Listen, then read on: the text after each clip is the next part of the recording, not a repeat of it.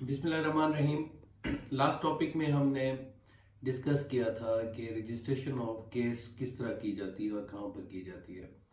Today our topic is that what is the difference between pre arrest bail and after arrest bail. There is a crucial difference between both the sections. One is related to the section 497 and other.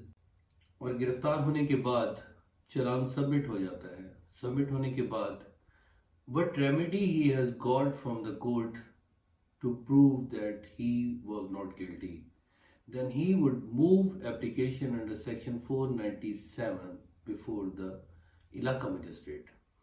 और अगर वो शख्स गिरफ्तार नहीं होता by the stroke of any luck, if he has not been arrested, then he has the remedy to move application before the session court for the pre-arrest bail। यहाँ पर एक बात मैं आपको क्लियर करना चाहता हूँ कि there is a difference between ad interim pre-arrest bail and confirmation of pre-arrest bail। तो जब वो अपने आप को सरेंडर करता है कोर्ट में आकर that he is not guilty of any offense and he should be released on bail and there is danger of his arrest by the police due to the malified intention of the police and also as well as the complainant, तो वो वहाँ अपने आप को represent करता है और represent करने के बाद थ्रू काउंसिल अपने आर्गूमेंट्स करता है। पार्टी को भी वहाँ पे बुलाया जाता है और उसके बाद ये डिसीजन होता है। अब दो चीज़ों का फर्क आप दोस्तों ने बहुत अहम अपने जहन में रखना है कि what are the grounds for the pre arrest bail, जिसको आप बिफोर अरेस्ट भी कहते हैं, और दूसरी जो बेल है what are the grounds of the post arrest bail, जिसको आप आफ्टर अरेस्ट बेल भी कहते हैं। जो आपका प्री अरेस्ट बेल है उसमें आपने डिस्कशन क्या करनी है कि I have been involve malafidely on the part of the police and as well as the complainant. और जो आफ्टर अरेस्ट बेल है उसमें आपने प्रूव करना है this is the case fit for the further inquiry. अब अगर कोई ये सवाल पूछे कि ये क्या बात हुई कि उसमें आप मेलाफाइडी की बात करते हैं, यहाँ फर्दर इंक्वायरी की बात करते हैं, उसके पीछे बहुत बड़ा रीज़न है। रीज़न ये है कि जब चालान सबमिट हो जाता है, कोई बंदा अरेस्ट हो जाता है, तो उसकी आप गुनाहगार उसको बनाकर अदालत में पेश किया जाता है।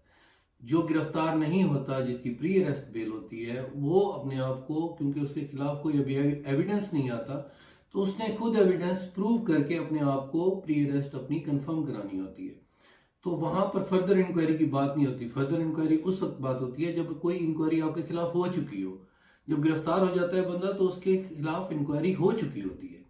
तो इस तरह अक्सर मेरे दोस्त इस बात की गलती करते हैं कि वो during the pre arrest bail arguments करते हैं कि this case is the fit for the further inquiry. तो इस वजह से वो प्री अरेस्ट खारिज हो जाती है और उसके ग्राउंड्स नहीं होते। तो सबसे पहले आपने ये डिस्कस करना है कि क्या मेलाफाइडी है कंप्लेनेंट की, वेदर। अब आप उसके डिफरेंट ग्राउंड्स हैं कि जिस हालात से, जिन वाकयात से जो शख्स गुजर रहा है वो उसको बेहतर जानता है, वो अपने कौंसल को बताएगा, कौंसल उसको क्लियर करेगा, कोर्ट को बताएगा कि sir this is the case that this person is having a civil litigation between the parties and for that very reason he has change this criminal civil case to a criminal case. This is a good reason for your pre arrest bail. Otherwise आप ये कह सकते हैं, plea of एलाबाई कर सकते हैं कि I was not present at that time. But in this case you should keep in mind that when you have taken a plea of alibi, then you should have a cogent reason and reasoning behind that you were not present at the time of the place of occurrence। अगर आप मिसाल के तौर पर government officer हैं तो आप plea of alibi ले सकते हैं कि at the alleged time of occurrence I was not present at the alleged place of occurrence and I was on the official duty at this school, at this college, at this hospital, some and that, just like that. तो ये आपकी plea of alibi होगी। अगर आप कहें नहीं जी मैं नहीं था और आपके पास कोई सबूत नहीं है, तो आपने एक स्पेसिफिक प्ली ले ली है और स्पेसिफिक प्ली लेने के बाद honours would be shifted upon you. तो आपने ये प्रूव करना है कि मैं अपनी बात पे सच्चा हूं और मेलाफाइडी कंप्लेनेंट की। यहां पर एक और बात कि हर बात का एक रीजन होता है। कोर्ट किसी को ऐसे ही गिरफ्तार नहीं कर सकती क्योंकि accused is the blue eyed innocent child of law. जो भी बेनिफिट ऑफ डाउट होता है वह अक्यूज्ड को मिलता है, मुल्जिम को मिलता है। मुद्दई के बारे में इतनी स्पेसिफिक प्ली नहीं ली जाती, लेकिन प्रूव करना होता है। जो बात आप कह जाते हैं, स्पेसिफिक प्ली ले जाते हैं, फिर उससे आप डेविएट नहीं कर सकते।